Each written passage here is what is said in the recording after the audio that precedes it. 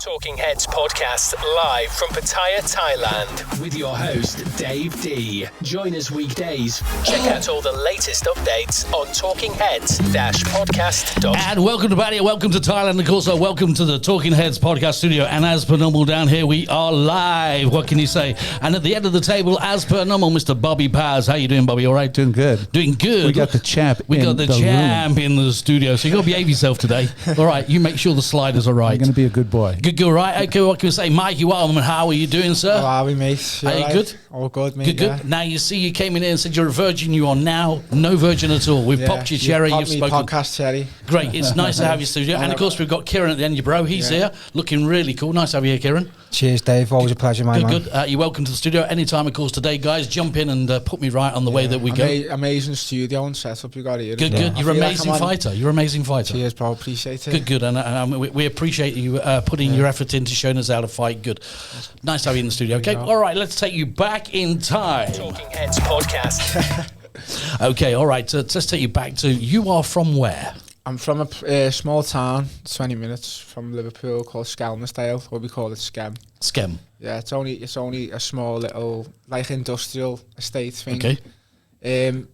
Bit rough, not the roughest area. I'm not going to sit here and say I had it rough, because I had a pretty good childhood. Like me, I've got a good mum and good dad. Cool. They weren't together, but I'd see me mum. I'd live with my mum and my brother, and then I've got two little brothers and a little sister. And I'd see my dad like every 2 weeks. Good, all right. I mean, we've all got great backgrounds. I mean, we've all got different backgrounds. I mean, I'm adopted. You know, it's we've all got great backgrounds. Yeah. I'm adopted. Yeah. Actually, my mum had 15 foster kids, and then had me. So wow, well done to you.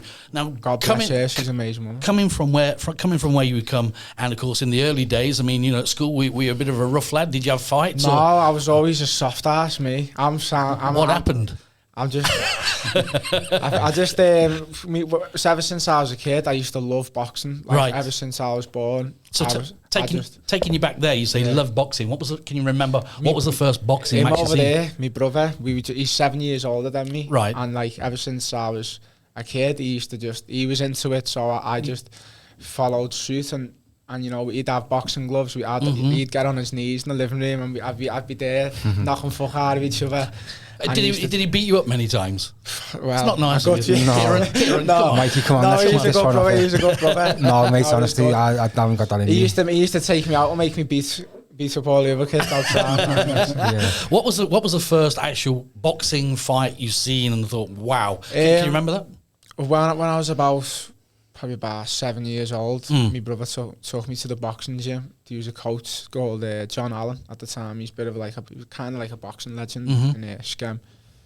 And just going in there and smelling the smell of the boxing gym and seeing all the lads training and the buzz, I was like, fucking hell. And then I watching my brother spar with these fellas, and he's only a kid himself. And he's like putting it on these fully grown men, and wow, blood and snot flying everywhere.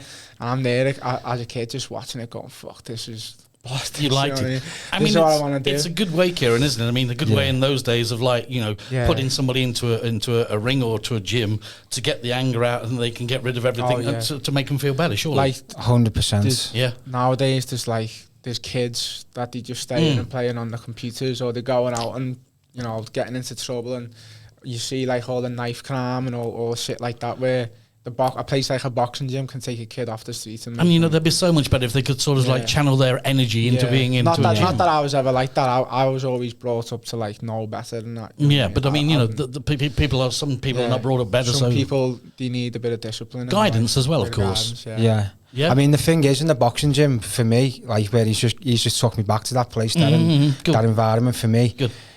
I'm still learning from my boxing coach now, right? Because like I think he's got 5 daughters, and he was a landscape gardener by trade, and you know, he'd take the time out of his own diary basically to train people 5 days a week, you know, from 5 to like 8:30. Sure. And the impact that he's had on my life, even at the time as a kid, I'm, you know, early teenagers, young. Before even a teenager, you know, you appreciate it then, but as you become a father yourself and you've got girls, you know, this guy's charging people 50 pence to train at the gym. Yeah, sure. All he's he's recycling the income just to get better bags and stuff like that. I mean, it's an inspiration. Of course, and of course, at the time when it's happening, you don't realise exactly what is happening. And like years later, when you say you become a dad and you've got a family, and you look back and you go, you don't wow, appreciate it. What did that guy do for us? Yeah, exactly. You know, it's like them guys, they're not getting paid to do that. You know what I mean? They're going out and doing something for the community off their own backs. Like they don't get paid. Yeah, and I mean you can understand them when they say, look, if you're not going to put the time and effort in, why should I? Yeah. You know, so I mean, so going from where your bro took you to the gym, I mean, did you take it up there and then, or what was it? Yeah, well, I was sort of like 1 foot in and 1 foot out, and you know, being a kid and having loads of mates just fucking about on the streets and doing, you know, I was getting into trouble or nothing serious like that, but I was just like fucking about like everyone but else of course does. it takes, you know, you've got your mates in one corner going, come on, you know, let's go out and do this and do this, and of course you're trying to be pulled into the gym as well, and of course to take that step away, A is you're scared of losing your mates, and B is of course it takes dedication to go into the gym and do what you got to do.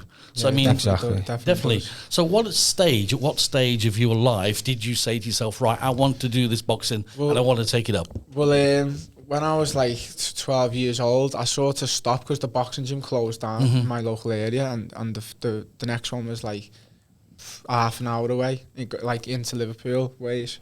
Sure. And like my mum didn't have a car or not, and my stepdad didn't have a car at the time, so I sort of like I put loads of weight on. I was a little fat fucker and that, and I was just getting stoned on the street. We all were, Mike. I was just out like being a little divvy with my mates and that, and then when I turned about just before I was like 15, my brother went to Thailand, for like being in Thailand for 3 years. He's only supposed to go on holiday for like 2 weeks. Sounds familiar. And, 10, 11 years later, he still hasn't come back. Same here. It's crazy. So I was going through high school, like being just like a normal kid. But my brother, I was so used to having my brother around my whole life, and then he was just gone.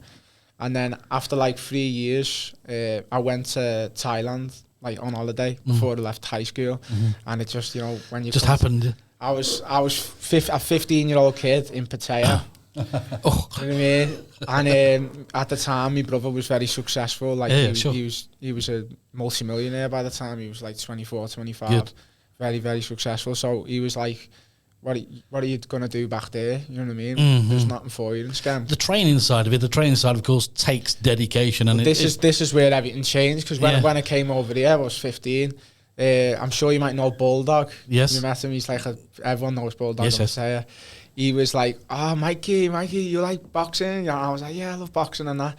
He was like, oh, come, I'll take you to the gym. So he took me to a Muay Thai gym, and I'm looking at these Thai kids, and super fit. I've never seen anything like it in my life. Like they're fighting since they're like 7 years old. By the time I'm 24. By the time I turns 24, he's had about 200 fights already. You know what I mean? So we've got a bit of training, haven't we, Bobby? Yeah. So you can just tell us a little about this training up here. And I mean, how many times at the moment are you training in it? Is it something that's like a daily routine now? It definitely, that's Bulldog speaking in the background as well. Running off the hill. That you couldn't have played, that was absolutely perfect the way he played that. Yeah, that was a good impression of him as well, Mikey. Yeah, he is. He's funny. He's mad Bulldog. Like, he's a funny guy. That's in Den's gym. He's Dan Dunlapan. He's a WBC world champion. Okay. From back in the day. But having somebody push you all the time in the gym is a massive help, isn't it? Because there must be times when you're training and you go, I'm knackered, I just want to sit down. What happened was, like, I started training and I was doing Muay Thai when I was like 15, but I was always so much better at boxing than I was Muay Thai. So I thought, I'm not going to do this. I'll stick to the boxing. But I thought, I'm gonna have a proper go at this. But I was sort of like still not sure whether I'm gonna do it. I love to train, and I love to I love sparring and all that stuff. And then I met my mate TJ, you might know him, TJ Chang. Proper nice. We hit it off straight away. Fucking top lad. And he put on a boxing show. It was like we're doing a white collar show in Bangkok. So I was like, this was when I've been coming and going to Thailand for like about 3 years at this point. I went back to England, worked in some dead-end jobs, and was like, I'm sick of this. I can't be working in a factory. Once you've put your toe in Thailand, you never want to go back.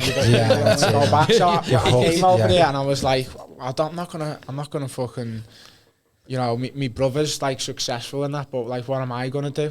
And I'm not going. All these people, all you can do here is be like a bar manager or be something, something like that. And I just said, well, I'm just going to box then. So my mate TJ was like, I'm putting a show on.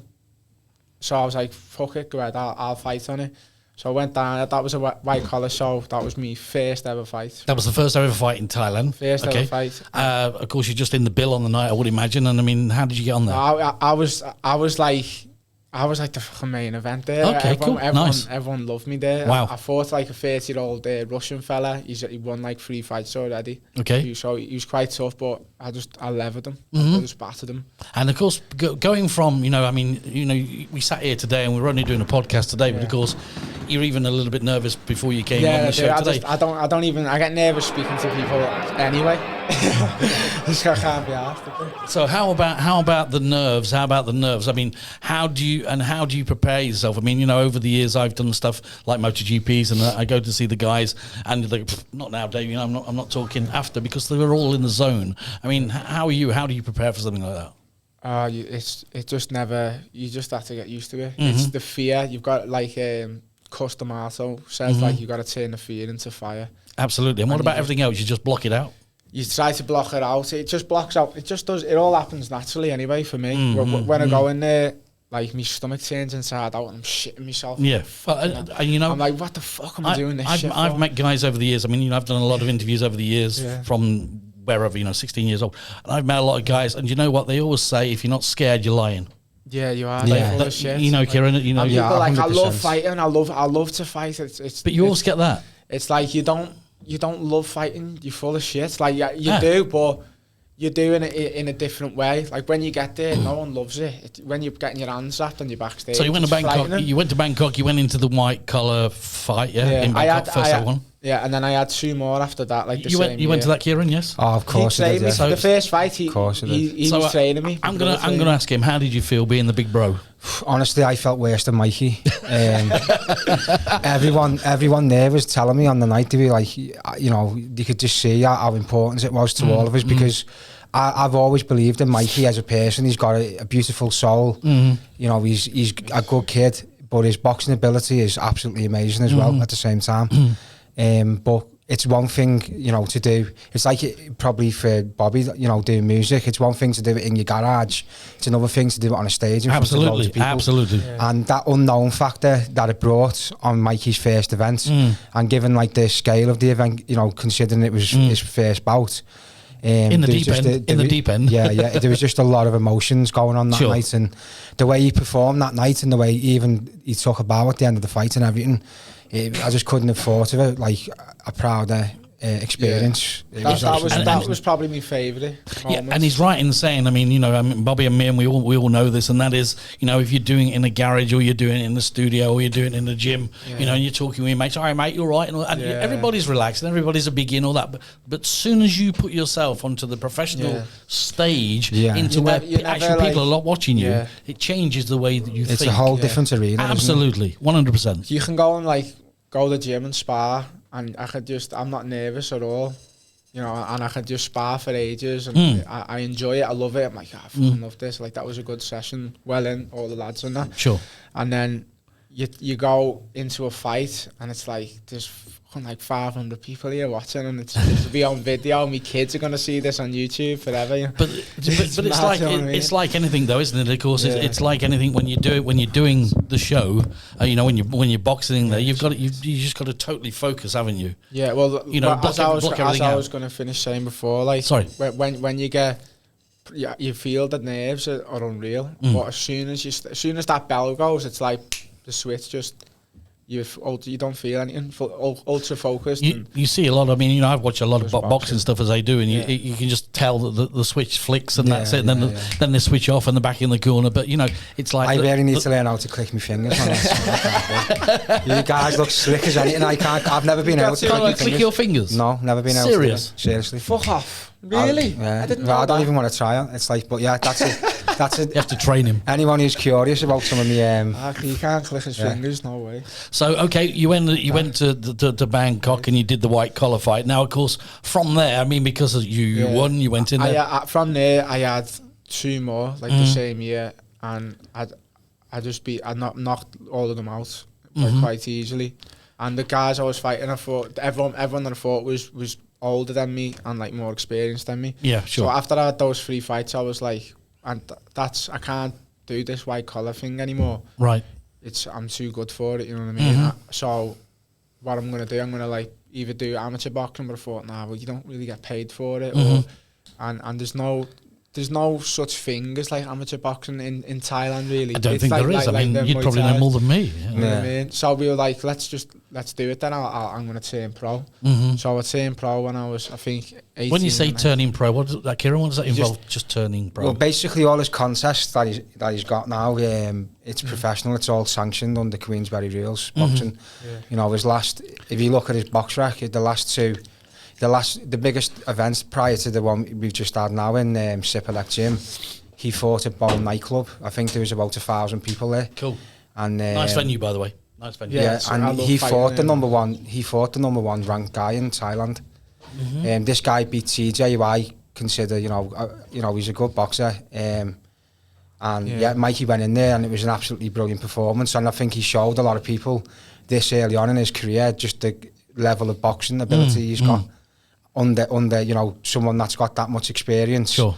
When he's fit and when he's done like proper training camp, I just don't see, in my eyes, as a big brother, I'm always going to be biased. Absolutely. But I just don't see someone that can beat Mikey. Good. That's a good way. That's a positive way of thinking. It's a positive way of thinking. And hey, what kind of backup is that? That's the backup that you need. We've always got. You need positive vibes around. Yeah, you don't need negative. But of course, there is the negative side to what you do. Of course, is the training. It's the preparation. Yeah. And before you go into a fight, I mean, do you have anything like thoughts when you feel to yourself, I don't feel as good as I should, or loads of times. How do you get over that?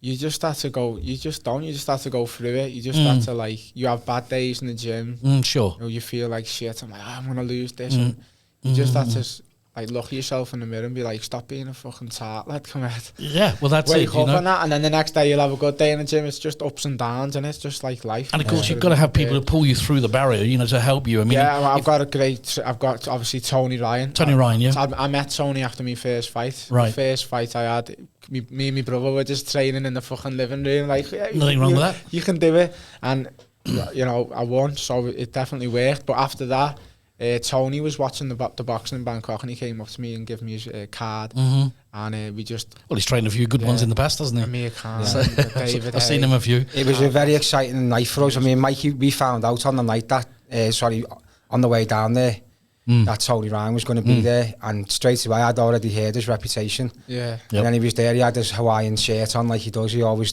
doles up the nines and everything else. Yeah, and he's the best. Knowing that as well, and the journey that he's been on with us throughout this whole thing has just been, it's been a blessing. It's been absolutely. It's good. Miracle. I mean, that's it. If you've got a good team around you, which it is, it is teamwork. It is teamwork. Tony's changed my life, man. He taught me how to box. Really, everything that I've done is all down to Tony after that first one, because he's been with me for every fight. So Bulldog was introduced me to all the Muay Thai and training, because when I first got to Thailand I was only a fat little kid. I was 15-year-old little fatty, and we used to go out and partying all the time, in the clubs, and I was I'd train, but I was never I'm a fighter and I'm full bang on it, because I was out every odd weekend. We got a bit of a training video as well, haven't we? Who's this you're training? We got to look at this one up here, because it was a bit suspect, this one, wasn't it, Bobby? Who's this then? I've got She's pregnant now. That's my missus. That. Yeah. How's she doing? She's all right, man. Yeah, but we're about to have. I know you are. I know. Yeah, 2 months time. Yeah. Do you know what it is yet? Yeah. Do you know what it is? Yeah, it's a baby, I think, Dave. Oh no, sorry, it's a girl. There we go. There we go. He's turning on now. Straight on the left-hand side. That was in that. Actually, that was in. She's got a decent dig on it, to be honest. I've felt it a few times. And where's this I can at? definitely feel Mikey a That bit was more in, under the that, phone that, these that, days. that's in my old condo that I used to live in the Riviera. Uh-huh. Lovely gaff. Yeah. Mate, that's my daughter, I'm having a girl. She's gonna be hard as a coffin nail. I'm telling you. She'll know how to box. To be honest, I was like, I always thought I'm gonna have a son, and when I found out my missus was pregnant, I was like, yeah, I'm gonna have a boy. I'm gonna teach him how to box, take him to the gym with me and that. And then it's a girl, so like, you know. But Don't worry about it. We're used to having girls. It's only your first. I know. It's We're only used to your having first. girls. My brother's got 3 daughters. You've got 3 daughters, haven't you? Yeah. 3 daughters now. Wow. It's amazing. Four sons and 3 girls, mate. Like they say, yeah, 3's the magic number, isn't it? Yeah. So with the 3 girl thing, yeah. Yeah, 3 girls, 4 boys. Yeah. I like that one. Congratulations. Okay, stay with us, guys. We're back in 1 second. Talking Heads podcast. Are you still there? Who's this then now? Oh, that was when I used to live in Frank's gym. That's one of the kids there.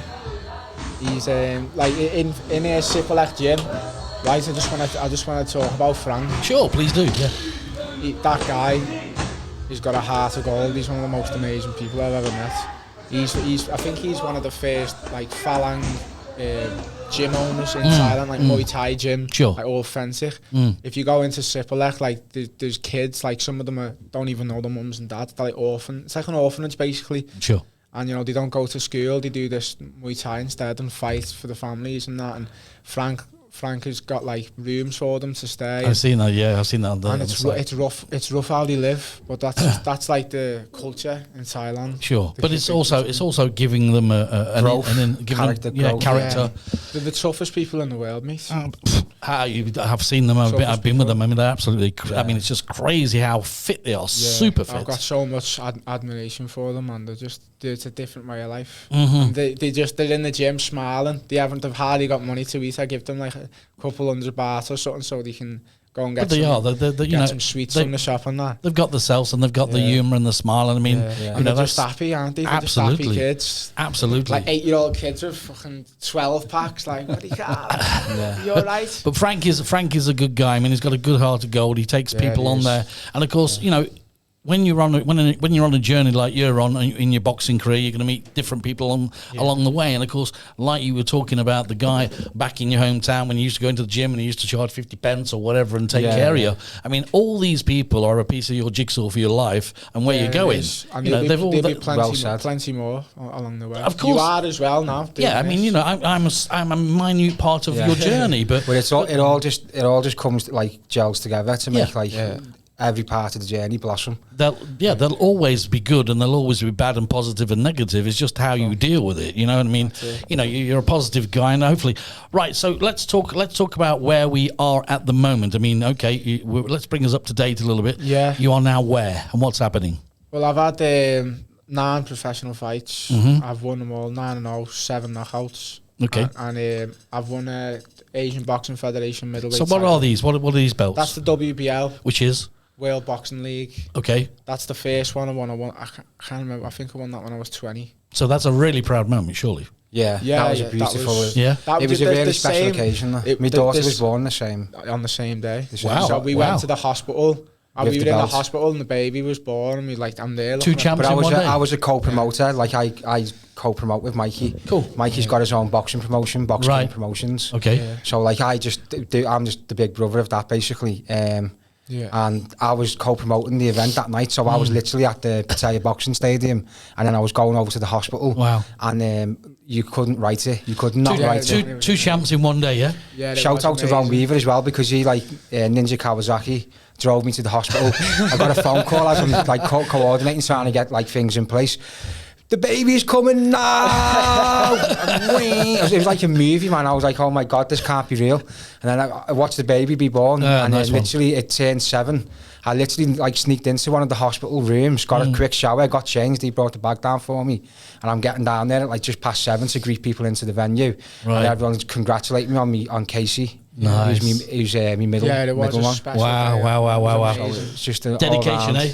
Amazing. Dedication. That's a big bro for you as well. I know. But this one is your first one. That's the first one. So that's got to be one of the proudest times in your life so far, surely. My dad was there and everything. It was it was Bostat to win that. The first round knockout as well. And of course, when you're boxing and putting all that energy in, and the guys I've met over the years that box and put all the energy in, once you get something like in the way of a reward that you can physically see and say, you know, this is it, and I've got this. Yeah, I was buzzing to win that. Like, that's. I want it more than that. Of course you do. Of course you do. I stopped. You want a few of it. So what's this one? That's the ABF, Asian Boxing Federation. Okay, and you're the title holder of that at the moment, yes? Yeah. I just that was at Bowling Night Club. I went to. I think the knockout was you just played. Oh, okay. Sorry. Yeah, you played. No, you played it before already. Is that going to be on there? No, That's the last one. The last fight. And which is the other one? It's already been on. Okay. It'd be difficult I to. was well too heavy for that fight. So let's just talk about this one. Yeah, this one was that we're showing now was. What's up with that guy's mouth right there? Oh yeah, he's just been caught with something. What would you? He's eating. What's he doing? He's eating one of them fucking Star Wars bombs, isn't he? Yeah, looks like Jabba the Hutt there. He's trying to suck a jawbreaker.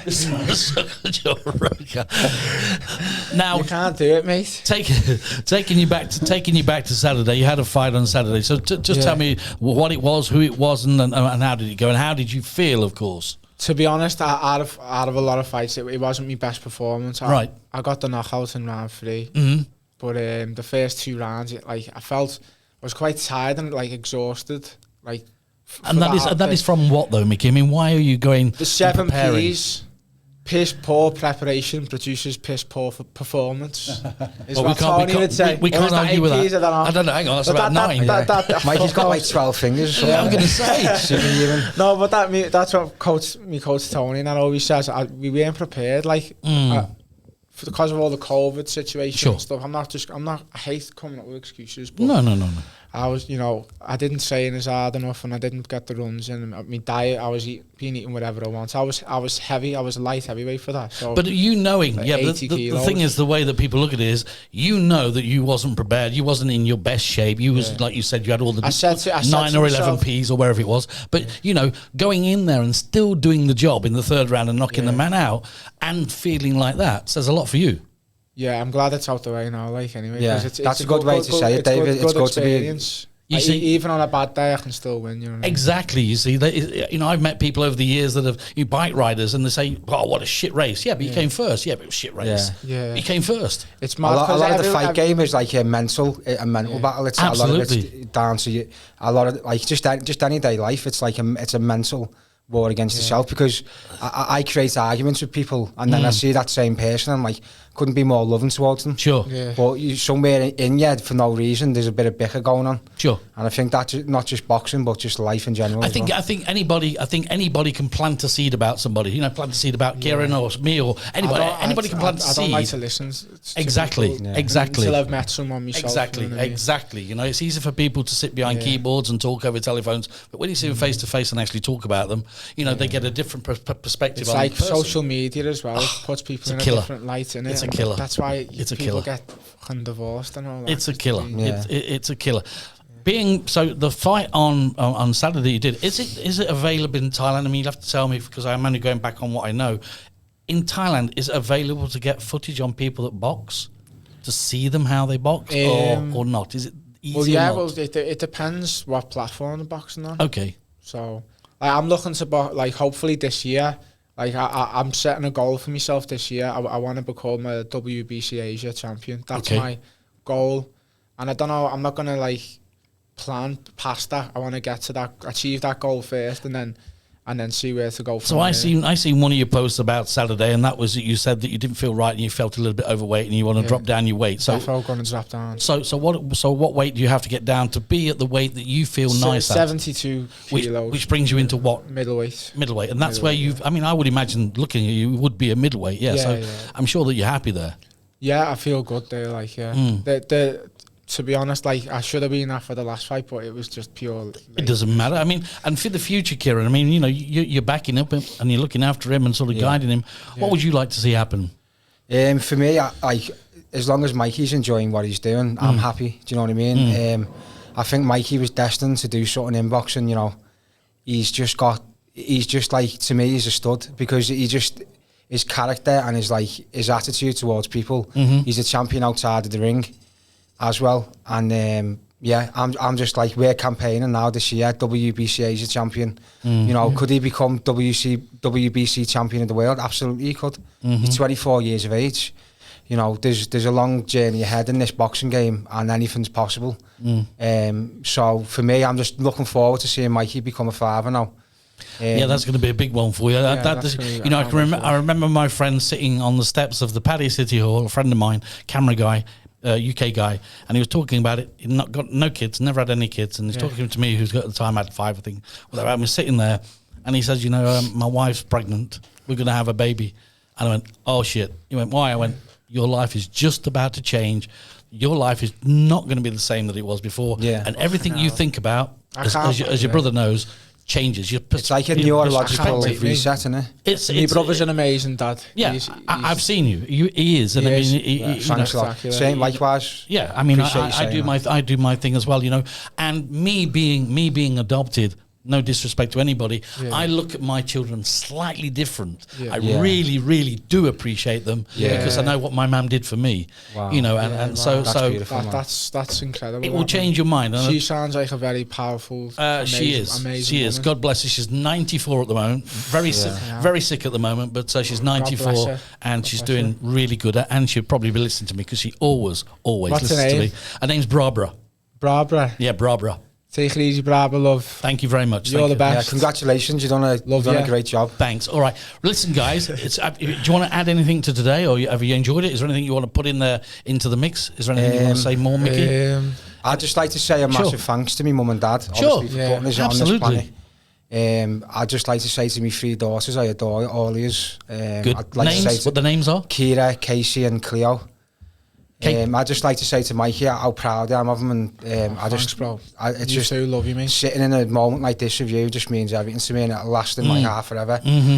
Bob, it's been a pleasure to get to know you before this started, and you know, too. obviously you meeting John Lennon, we had a good chat there. Really awesome. Appreciate what you're doing. Thanks a lot. And obviously David, finally, you know, just having this opportunity, and God bless everyone. He's a guy that you should actually talk to sometime, because this guy here knows how to put you in another zone. He's very good. Yeah, you know, like I start la la la la la, he just goes hum, and I just shut up. Well, all of us in the present modern time are bombarded with technology. It's crazy. So technology really takes us out of our essence and power. And I was going to ask you about the difference between physical training and mental training, and how you look at both of those. Well, there's spiritual technology everywhere, and if you've done enough psychedelics, you'll know. He knows. He knows. But you just have to find what makes you happy. Like for me, I like to go to the sauna. And that just sounds fucking mad. What's the I go to the sauna all the time. Going to the sauna and like meditating and just like getting off your phone, because you could sit there on hours. Fucking on Facebook, on Instagram. Absolutely. The thing what you have to, the thing that's going to happen, the one thing that's going to happen to you, and it happens to Kieran, and it happens to most people, and that is, you are a young boy. We've all been young boys. We've all been rowdy. We've all had a laugh. We've all had a drink. We've all done this. We've all done that, and we just don't give a shit. But suddenly you become a dad. Suddenly, what your life is worth living, and you've got something to fight for. Yeah, and that's what's going to happen to you. Because that's then what I can see. That gives you a whole different perspective on your life. You want to see how he fights for my kids? Good. Wait and see how he fights for his own. And wait and see how I'll like back up his kids as well. You know. Good. But again, boxing to me, it's a respect thing. It's a love thing. You know, absolutely. We haven't got this knockout mentality. We respect boxing from like a martial arts perspective, and everyone in the game. When I was a kid, like my heroes, I used to have like in my bedroom, I'd have pictures of like Mike Tyson, Muhammad Ali, Roy Jones Jr., Muhammad Ali, and like the Beatles, you know that guy, Oasis and stuff like that. You know that guy up there I was with? Do you know him? Joe Nazim. Yeah. No, Joe. Joe. Yeah.